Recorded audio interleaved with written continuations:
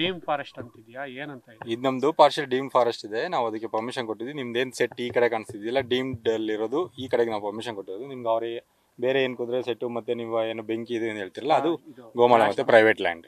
ಈಗ ಅವ್ರು ಬ್ಲಾಸ್ಟ್ ಎಲ್ಲ ಮಾಡಿರೋದು ಗೋಮಾಳ, ಪ್ರೈವೇಟ್ ಲ್ಯಾಂಡ್ ಅದು. ಸರ್ ಈಗ ಅವ್ರಿಗೆ 50,000 ದಂಡ ಮತ್ತೆ ಪರ್ಮಿಷನ್ ತಗೊಂಡಿಲ್ಲ ಅಂತ ವಿಧಿಸಿದ್ದೀರಾ?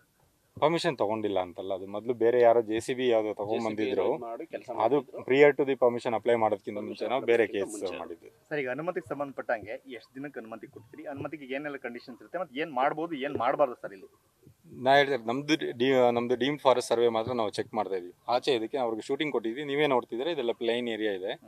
ಜಸ್ಟ್ ನಾವು ಸರ್ವೆ ಈಗ ನಮಗೆ ಯಾವ್ದು ಪರ್ಮಿಷನ್ ಕೊಟ್ಟಿದ್ವಿ ಆ ಸರ್ವೇದ ಬೌಂಡ್ರಿ ನೋಡ್ತಾ ಇದೀವಿ. ಬೌಂಡ್ರಿ ನೋಡ್ಬಿಟ್ಟು ಅಲ್ಲಿ ಏನಾದ್ರು ವೈಲೇಷನ್ ಆಗಿದ್ರೆ ನಾನು ನಿಮ್ಗೆ ಹೇಳ್ತೀನಿ, ಇಲ್ಲ ಅಂತ ಹೇಳಿದ್ರೆ ಆಸ್ ಪರ್ ಪರ್ಮಿಷನ್ ಅವ್ರಿಗೆ.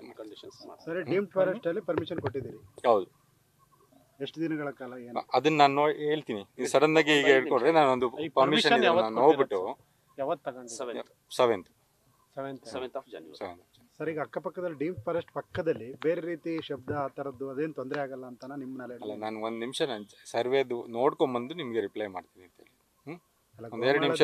ಗೋಮಾಳದಲ್ಲಿ ಬೇರೆ ಬೇರೆ ಫೈರ್ ಎಲ್ಲ ಆಗಿದೆ ಅಂತ ಹೇಳ್ತೀರಾ? ಹೌದು, ಅದನ್ನೇ ಹೇಳಿದ್ದು ನಾನು. ಒಂದು ನಿಮಿಷ, ನನ್ನ ಬೌಂಡ್ರಿ ಎಲ್ಲಿ ಪರ್ಮಿಷನ್ ಕೊಟ್ಟಿದ್ವಿ ಅದು ಏನಾದರೂ ಪರ್ಮಿಷನ್ ಇರೋ ಜಾಗಕ್ಕಿಂತ ಜಾಸ್ತಿ ಆಚೆ ಇದ್ದಾರಾ ಇಲ್ಲ ಒಳಗಡೆ ಇದ್ದಾರಾ, ನಾನು ಅದನ್ನ ಚೆಕ್ ಮಾಡಿ ಆಮೇಲೆ ನಿಮಗೆ ರಿಪ್ಲೈ ಕೊಡ್ತೀನಿ. ನನ್ನ ಹೈಯರ್ ಆಫೀಸರ್ಸ್ ಇರ್ತಾರೆ, ನಾನು ರಿಪೋರ್ಟ್ ಮಾಡಿ ಆಮೇಲೆ ನಿಮಗೆ ರಿಪ್ಲೈ ಕೊಡ್ತೀನಿ. ನ್ಯೂಸ್ ಫಸ್ಟ್, ನಿರ್ಭೀತಿಯಿಂದ ನಿಮ್ಮ ಪರವಾಗಿ.